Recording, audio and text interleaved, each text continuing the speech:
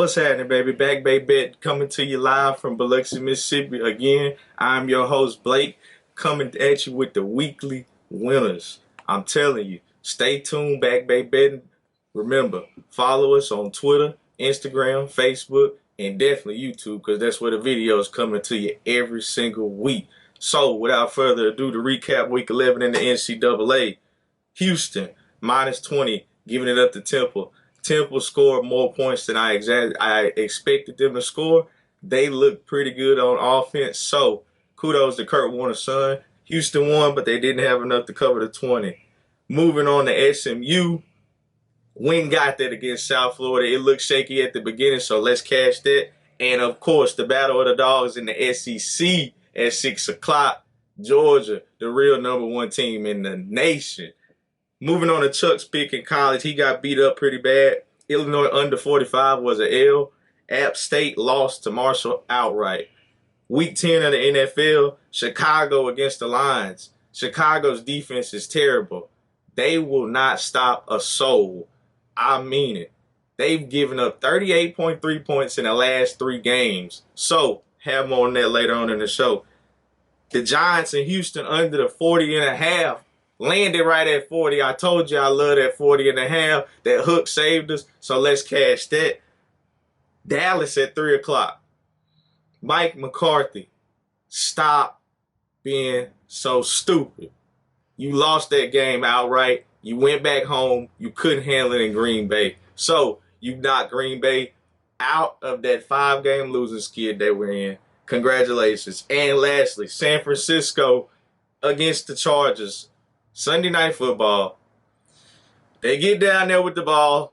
They had a chance to cover the game. They don't cover. So they only win by 6. We gave up 7. Now, this week, a very special guest and a very special friend to me. He is a real gambler. He knows what he's talking about. Curtis, how you doing, brother? I'm doing good, Blake. What's going on, man? Can't complain. What you been doing with him? Hitting him? Yeah, I've been working them out pretty good. I heard that. All right, so we got Week 12 of the NCAA, Week 11 of the NFL. You ready to lock it up? You know it. Let's do it. Take us where you want to go. Well, I'm going down to Florida State, man, for my first one, man. I'm loving what they've been doing these last couple weeks. I'm looking at the 24, and that's easy money. The defense ain't allowing too many points. Big points. Offense on the road. Yeah, they scoring a lot of points, and the quarterback, the offense, it's just flowing. I'm like you. I like what they doing. I like what they doing a lot. Then they going against a smaller UL school, so I'm pretty much looking for a blowout, not over 10 points from UL.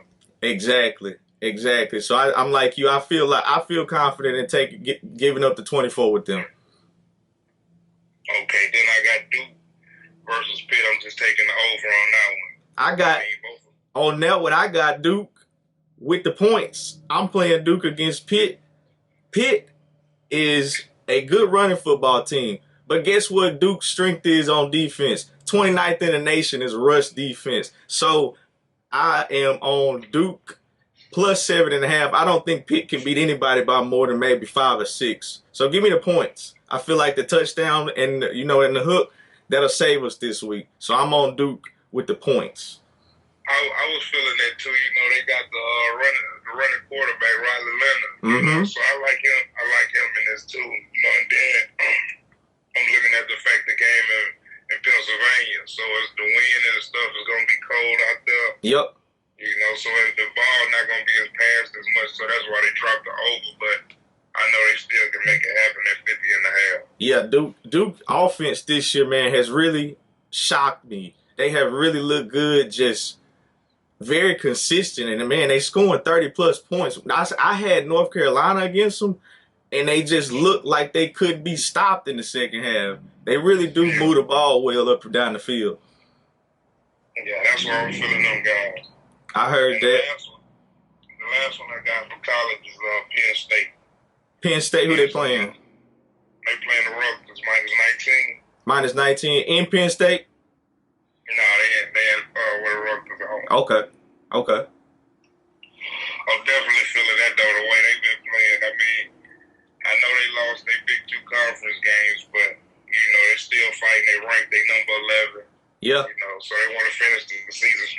They want to finish strong, they want to make a good bowl game. They don't want to be in a terrible one. Yeah. They still gonna I'm play. rolling with Penn State. They cover for me the last 3 weeks. So, I heard that. So you been rolling with them. you riding the high hand. Got to. I heard that. All right. I'm gonna take us to. Yeah, that was my college picks overall. Okay. I'm gonna take us to Wake Forest, giving up 10 points, going to the Syracuse.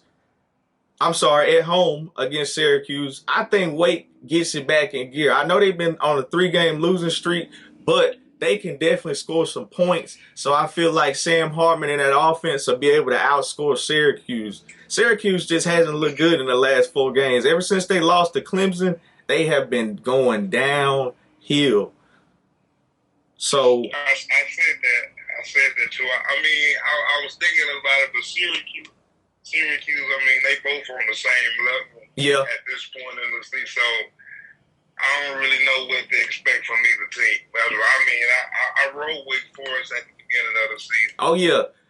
I just feel like their offense is just so explosive. I know that their defense is bad, and I know Syracuse will probably put up some points, but I feel like Wake will eventually take off on them and kind of spread it out. Get the cover in the spread probably about second, third quarter. Yeah, I can definitely see that happening. Yeah, and they get a couple stops, and I think it'll be over with. And moving on to my last pick, I have Utah plus the 3 against Oregon. I feel like Utah they've progressed since they lost to Florida, and I feel like they just got better. And I know at the end of the year they always play Oregon, and Oregon, they have a good team this year. But I'm looking back on them beating BYU and UCLA. Those 2 wins, the longer the season goes on, those 2 wins don't look that impressive anymore. BYU has just completely went downhill. And UCLA, everybody had big expectations for them. Now they kind of teeter-tottering on, are they good or are they just playing sorry people? So I like Utah to go ahead, come back to Oregon. They swept them last year twice. I think Utah with the points is a safe play against Bo Nix. I feel like Bo Nix going up against that defense, they will have him stressed out. So I like Utah with the plus 3. That's nice. That's a nice one right there. But I stayed away from that because you never know what you're gonna get from both. So I know. That was one of my worries. I'm ready for him to. Yeah, I know, but I'm ready for him to have a bad game. I'm ready for him to play like Bo Nix. You know what I mean? I feel you. All right. You ready to move on to the NFL? I see one more, and it's really kind of disrespectful. Okay, go ahead. LSU minus 14.5 against UAB. I seen that. UAB has been horrible. They've been horrible to expectations. Like they haven't shown me anything out in their conference. It's not the UAB we used to seeing. Man, this school has totally went down, and the way LSU going. Yeah, LSU look good. LSU, they're gonna be in the SEC championship already. They already clinched. Yeah, I'm looking for a 35-3 type game, or yeah, a 40 or more to 3 type game. Yeah, you just don't want LSU to get there and start playing around with them. If anything, I would go first half with them. Then LSU first half. Okay, so you like LSU to give it up to 14 at halftime? Yeah. Okay. Yeah, they can take that at halftime. All right, we'll put that on your slate. All right, let's move on to NFL Week 11. Start us off. Okay, I'm definitely taking Atlanta over Chicago. Oh, definitely. I'm on that game too, but I got the over. Because like I said, the Bears give it up 38.3 points since they gave up their pass rusher. And also, the Bears had a 28th ranked rush defense against the Falcons' 4th ranked rush offense. So I love the over, and I like that you got the Falcons too. I could see that falling on into the Falcons' lap, definitely. And then I'm going to take the Giants minus 3 against the Lions. Why you like them? Man, I'm loving the way way this Giants running game going on, and then you never know what you're gonna get from Daniel Jones. Yeah. You never know what you're gonna get from him. He be explosive. He can throw a little bit. Well, he can throw pretty well. Then he can run. I think that's the team that shocked me the most this year. Them and the Jets, both the New York teams, have really shocked me this year. Yeah. Because I mean, they both playing exceptional football. And like I was saying before, the NFC East looked like that's the best conference in football right now. And last year, remember, it was like the joke of the league. I'm a Cowboys fan, man. I'm a Cowboys fan. Ain't no way of looking for us over there. Yeah. Mike McCarthy, he got to get it together. Get it together. Look, we need Odell. I'm praying on it. We need Odell. They might pick him up. So you out of NFL? No, I got oh yeah, that was it. That was my last NFL. Okay. All right. What I'm gonna do is I'm gonna take us to Washington and Houston at 12 o'clock. I like Washington and Houston to go under the 40.5. Like last week, I feel like 40.5 was a great number, and I'm gonna tell you why. Houston hasn't scored more than 17 points. More than 20 points, but once this season. So I love them not to make that goal. And then Washington has only scored more than 17 points twice out of their last 8 games. So I feel like the under 40.5 is a great play. I really do. Yeah, their weapons not really showing up. Houston relying on the ground game. Right. It's no slower than the defensive line for Washington. I mean, they got some Chase Young coming back, chasing. He gonna be chasing around Davis Mills. I think that the Washington defensive line is gonna slow them down. And Houston, they play good defense sometimes because, like I said, Washington's offense really ain't that spectacular. So I like the under 40.5 over there. I really do. Yeah, that's a nice pick. And then I got one last pick. I got Cincinnati giving up the 3.5, going to Pittsburgh on the road. I feel like Joe Burrow is going to find Mika Fitzpatrick's hole because he is not there. Pause. He's not going to be there this week. I feel like Jamar Chase, T. Higgins, they're going to be able to get something going. So I like Cincinnati giving up the 3.5 against Pittsburgh, going to Pitt. Oh, that's a nice one there. Yeah, that's a nice one. Yeah. They've been connecting over there in Cincinnati, the receivers. So, yeah. And Joe Mixon getting himself back into running the ball a little more. Exactly. So I feel like their offense will be able to trump Pittsburgh's defense. So give me Cincinnati minus the 3.5 at Pitt. Well, Curtis, BackBayBetting, we really appreciate you coming on, doing this, putting together some locks. If you come on the show as a betting bro, it's a contest to see who gonna come back on the show and do the whole playoffs with me, the NFL playoffs.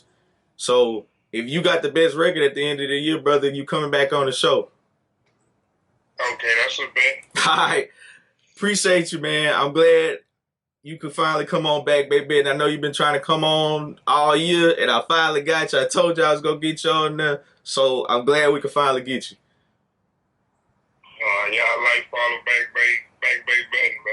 All right, appreciate it, Curtis. All right, peace. Wrapping up the show with Chuck's picks.